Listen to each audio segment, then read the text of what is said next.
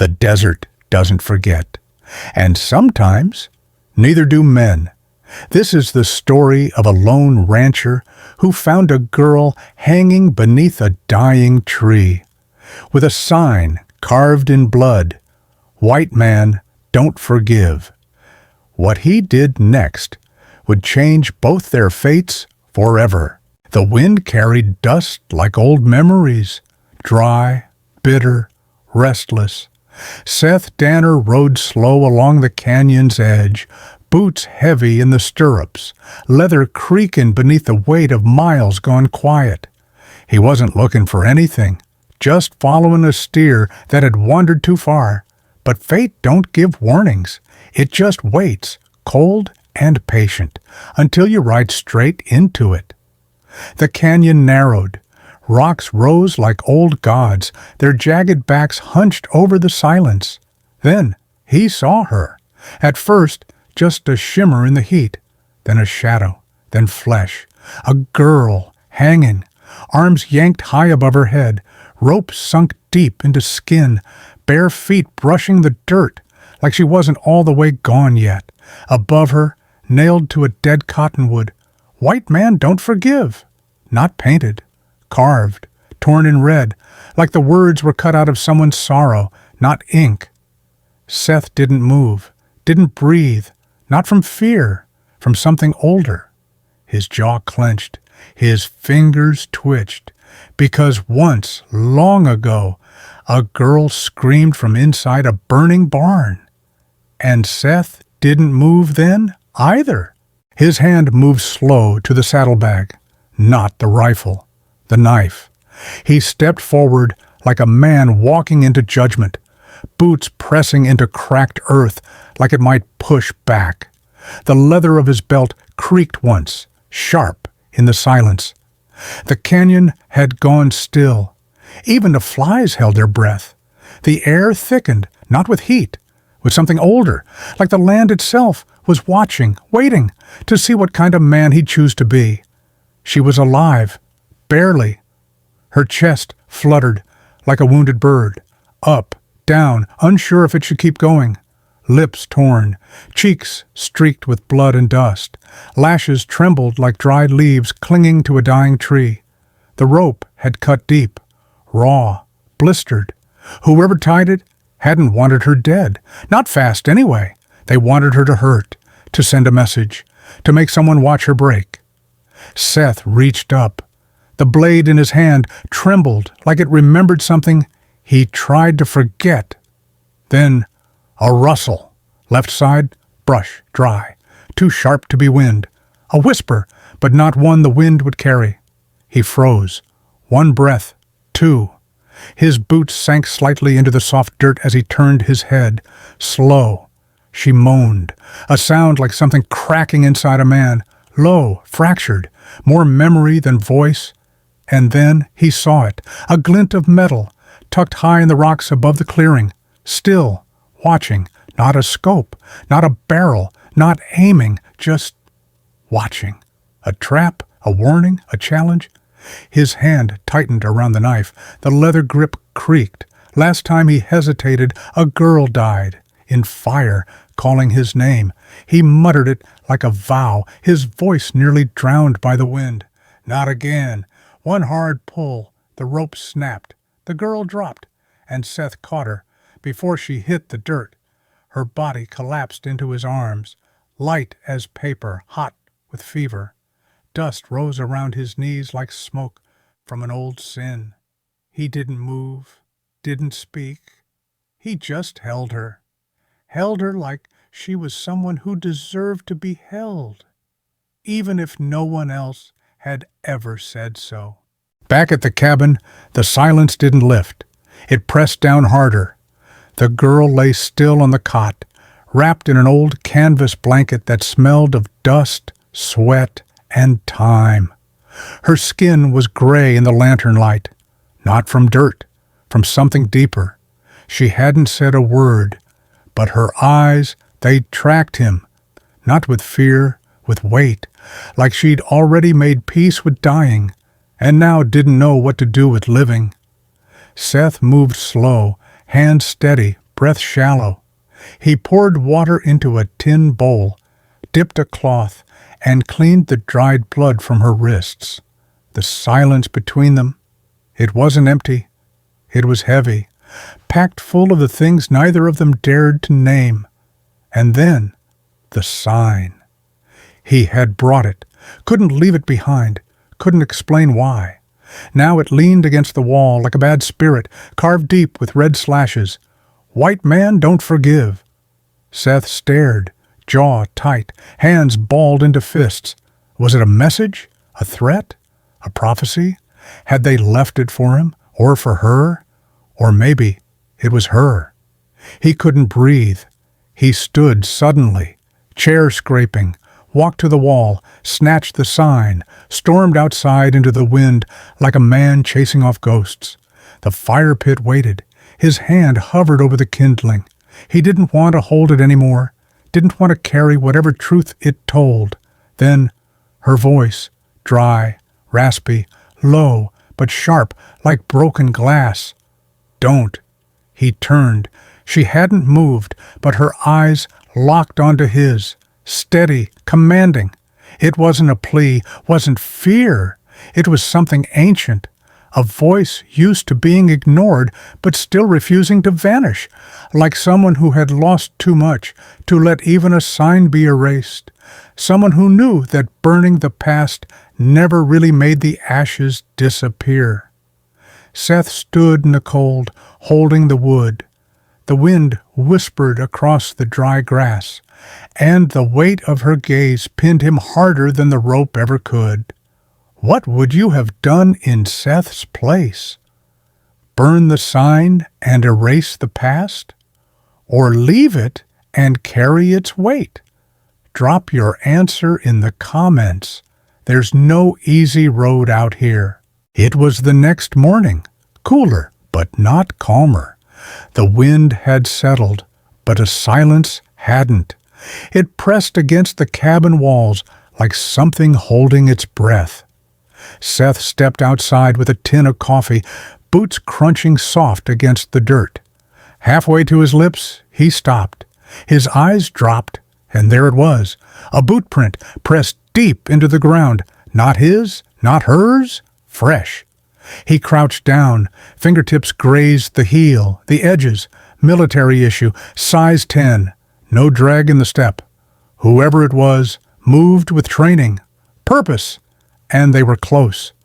Seth stood slowly, eyes scanning the horizon. Nothing moved, but the world felt watched, like it had turned to glass, and someone was on the other side, peering in.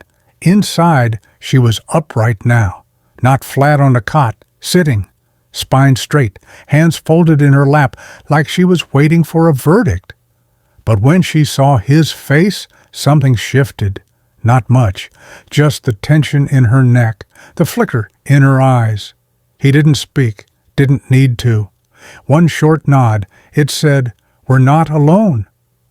By noon, the sun wasn't the only thing burning. A rider came, chestnut horse, blue coat. The dust hadn't even settled when he reined in by the fence. No words at first, just a look. Then a tip of the hat, like ceremony could soften what was coming. "Rancher," he said, voice clipped, cold. "We're looking for someone. Apache girl, escaped custody, dangerous." He reached into his coat, pulled out a folded sheet, held it out like a warrant, like truth. Seth took it, didn't need to open it. He already knew. The paper was worn, the lines were sharp, less blood, more detail. But it was her. Seth looked, only once, then folded it. Calm, clean, quiet. "Ain't seen no one but cattle and ghosts," he said. The soldier squinted, studied him, longer than a man ought to, then gave the same useless tip of his hat, turned the horse, and rode. The dust trailed longer than the words did. Inside, she hadn't moved, but her fingers were locked, white-knuckled around the edge of the blanket. Not trembling, just holding on. Was it trust blooming behind those still eyes? Or just fear sharpening into shape? Seth didn't know. Only thing he knew for sure. The world was closing in. Night fell slow, like the world was holding its breath. The stars didn't flood the sky all at once. They arrived one by one, like old regrets crawling back into the open, flickering, hesitant, unwilling to be forgotten. Seth sat by the fire, boots off, rifle close. Steam coiled from a dented pot of beans, but no one moved to eat. Every so often, the wood snapped like bones, but otherwise, stillness. Inside, she watched from the window, her face caught in the dance between shadow and flame. Still, but not empty. She hadn't slept in 2 days, but her eyes never dulled. They just waited for something, maybe forgiveness, maybe judgment. Seth stirred the pot again, a slow, steady motion, not because it needed stirring, but because men like him needed something to keep their hands busy when their hearts started pacing. Then her voice cut the night, dry, sharp, cracked like desert bark under heat. "Why did you lie for me?" He didn't answer, didn't flinch, just stirred. Wood against metal, steam in the air, a ritual to keep the world from falling apart.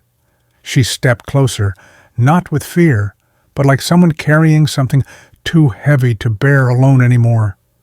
"You don't even know what I've done," she said. Her voice didn't shake, not yet, but it walked close to the edge, like a horse staring down a canyon, unsure if it could leap or fall. Seth looked up. His eyes were tired, his face unreadable, but his voice solid. "Then tell me." So she did. She told him everything. About the priest, about the white woman found dead, about how the husband blamed her tribe, because that was easier than telling the truth. How soldiers came in the dark, laughed as they lit tents, how they dragged out elders and children alike, how her little brother didn't scream because his throat had already filled with smoke. She told him how she ran barefoot through ash, how she clutched a prayer stick like a weapon, and how, when one soldier smiled while lighting the last fire, she didn't beg, she didn't scream, she drove a blade into his ribs, not out of hate, but because someone had to stop him. "I didn't kill to hurt," she said, voice cracking now. "I killed because no one else would." Then she stepped back, just a little, a twitch in the dirt, like maybe she expected him to stand, to reach for the rifle, to say nothing at all. But Seth didn't move, didn't even blink. Instead, he reached behind him, poured the last of the coffee into a second tin cup, held it out. She stared at it, at the steam, at the man holding it like it weighed more than iron. She took it, careful, slow. Then, in the quiet, he said, "Sometimes justice don't wear a badge." The fire popped behind them as if it agreed, and for the first time, she sat. Not because she trusted him, not yet, but because she didn't have to stand alone anymore. Dusk dropped fast, too fast, like the sky wanted to disappear before something worse arrived. The wind shifted, the air turned sharp, like it had teeth. The animals felt it first, hooves shuffling, snorts low and nervous. Even the mule stopped chewing, ears stiff and pointed, like it was listening to something older than sound. Seth stood on the porch, still, heavy. A chill slid down his back like a blade drawn slow. He turned west, dust, rising. 3 riders on the ridge, wide hats, long rifles, no uniforms, not cavalry, just dust, leather, and the scent of promised gold. Hunters. He stepped forward, rifle already in hand, not shaking, just steady, like men who've already died once and weren't afraid of the price again. Inside, she moved, fast, focused, not frantic. Her silence said more than panic ever could. Then, the first shot, too early, too clean to miss. A message. The bullet tore the water barrel beside the barn. Wood cracked. Water hissed across thirsty dirt. Seth didn't flinch. "Go," he called. Flat, certain, out the back. She didn't argue, didn't look back, just ran. He fired once, high, on purpose. Smoke rose, not to kill, just to delay. Then, footsteps, too quick, too confident, too sure of their reward. Seth ducked into the barn, moved like memory, laid a false trail, blood from the deer he butchered last winter, dragged it in quick arcs toward the east fence. They'd follow it, because killers don't check. They just chase what bleeds. He grabbed his old gelding, didn't bother with a saddle. No time, no comfort.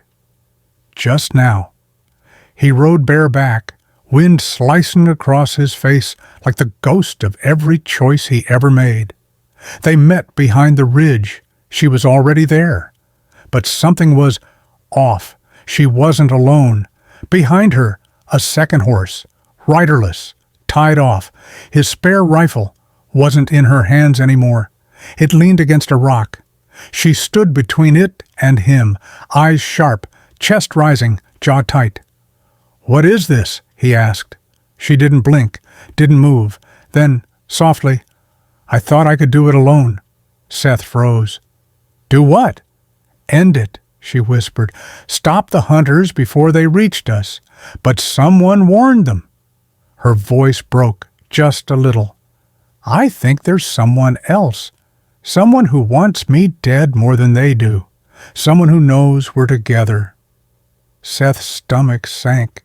He scanned the ridge. They weren't just running from the past anymore. They were being herded. "They're not just tracking us," he said, voice low. "They're cornering us." She nodded once. They didn't have time to argue, just enough to ride. He grabbed the second rifle, threw her the canteen, tightened the blanket roll with one hard yank. "We ride." "To where?" she asked. He looked south, where the stars hadn't yet dared to rise. "Wherever the signs ain't carved in blood." They kicked up dust. Moonlight danced across their backs, and behind them, bullets screamed. But this time, the wind whispered something else. Not just fear, not just flight, something like betrayal. Close, personal, still watching. They rode without speaking. 10 miles, no moon, only breath and hooves on dust, too tired to rise. The desert was too quiet, like it too had decided to listen instead of sleep, like it knew a truth was about to break. They stopped at a rock hollow near the canyon mouth. Not safety, just somewhere the bullets might think twice. Seth slid off his horse. Boots hit dust with a dull thud. Then he staggered. The red had returned. His shirt clung to him, soaked dark at the ribs. She moved quick, caught him by the elbow. He waved her off, but not hard, just enough to give her half a smile. "You made it further than I ever thought I would," he rasped. She didn't answer, didn't need to, just tore a strip of cloth from her sash and pressed it into his side, firm. His hand found hers. No speeches, no promises, just weight, just warmth, something like trust, finally allowed to sit down and catch its breath. Far off, no riders, no dust, no sound, but wind tracing the bones of the canyon. But they didn't move, because now the fear wasn't being chased. It was the thought that maybe no one was chasing anymore, that maybe what hunted them had already caught up, inside. Seth looked at her, eyes dull with pain, but clear. "If we cross," he said, "we don't come back." She didn't blink. "Good," she said. Then she reached into her satchel, pulled something wrapped in cloth. Her hands were careful, like the object might still breathe. She unwrapped it. A badge, not gleaming, not proud, tarnished, bent, worn from sun and rain, but still clear, U.S. Marshal. Seth's jaw tightened. She watched him, not afraid, just bare. "It belonged to my father," she said. "Still pinned to his chest when they shot him." She laid it down between them. The metal caught the moonlight, not like a mirror, like a scar. It glinted like a wound that never closed. Seth stared, long and deep, not at the badge, at everything it used to mean. "You didn't just lose a home," he said quietly. She shook her head once. "I lost what I thought the law was." The wind shifted, colder now, like something passed between them that would never come back. Could you still believe in justice if the badge that promised it was used to silence your family? Let us know in the comments. The sky didn't bloom that morning. No blaze of color, no curtain of gold. It just lightened, like a secret, finally too tired to keep hiding. Seth sat at the ridge's edge, arms resting on his knees, his eyes scanning the horizon, not to find something, but because the land stretched so wide it dared a man not to look. The mountains out there, hunched like sleeping giants, offered no promise, no peace, just more dust, more riding, more questions the wind refused to answer. Behind him, a soft rustle, then another, like a woman relearning how to take up space in a world that tried to erase her. Nyana stirred in the blankets, then sat up slowly, her breath catching for just a moment. That familiar hesitation between sleep and survival. She came to sit beside him. No words, only the small sounds that come with shared silence. Boots brushing rock, cloth shifting, a faint sniffle caught between the morning chill and yesterday's ache. He handed her the tin mug. Steam rose between them. Bitter coffee, half warm, rough around the edges, like them. She sipped first, didn't flinch, passed it back. They didn't look at each other, not yet. Sometimes you have to stare at the same land long enough before you dare to face what's beside you. He didn't ask if she'd slept. She didn't ask if he still bled. Between the bruised, some questions are sacred, not because they're secrets, but because the answers are already known. Below them, the desert yawned wide and low. A great beast of memory sprawled out beneath the sky like an old hound waiting to be forgiven. Faithful, worn, cruel in the way only time can be, slow and patient, never forgetting. Nyana held her palms up to the dawn. The skin was healing, the scars less red now. But the sign, that cursed sign, still hung somewhere inside her, not on her skin anymore, but in the hollows behind her eyes, in the pause before every breath, in the knowledge that some messages burn longer than they bleed. "What now?" she asked softly. Not to him, not really, to the wind, to the sky, to whatever gods had failed her, and the one man who hadn't. Seth didn't speak right away. He just let the question sit, like an ember refusing to die. Then he ran his thumb along the rim of the mug, eyes still on the dust and the ridges and the long, cruel road ahead. "We ride," he said, a pause. "Not away, just forward." She nodded, not with certainty, but with something better, willingness.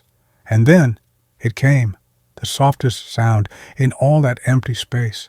A laugh from her, short, quiet, uneven, but real, not joy, not quite hope, but it was breath, and it was hers, and it was enough. They sat there side by side. No map, no trail, no promise, just two survivors on the edge of a land that had taken more than it ever gave. And still, they would ride, because forward wasn't about direction, it was about choice.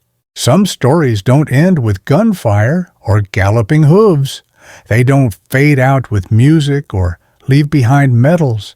They end in the quiet when the dust settles and no one's watching anymore. And still, two people choose to keep riding, even if there's no reward, even if the world never says you were right, even if the scars never stop aching. Seth and Nayana may never return. They might vanish into dust and border wind, but their story, what they chose, it matters. To ride forward when it would have been easier to hide, to trust when every scar said don't, to hold out a hand instead of raising a gun. Because out here, in a land this dry and unforgiving, mercy is rare, and when it shows up, even in the smallest ways, it blooms like wildflowers after rain, quiet, brief, but unforgettable. 3 human truths we carry from this story. Mercy isn't weakness, it's the strength to offer grace when the world only knows how to punish. Justice doesn't always wear a badge. Sometimes it walks in silence, with tired eyes and shaken hands. But it walks all the same. Forgiveness isn't for the guilty, it's for the ones left behind, trying to breathe through the things they couldn't stop. So now, friend, what kind of stories do Cowboy Trail Stories tell next? A tale of lost gold and betrayal? A ghost story whispered by firelight? A woman outlaw chasing something deeper than revenge? Tell us in the comments. We're still riding, and we'd like to ride where your heart wants to go.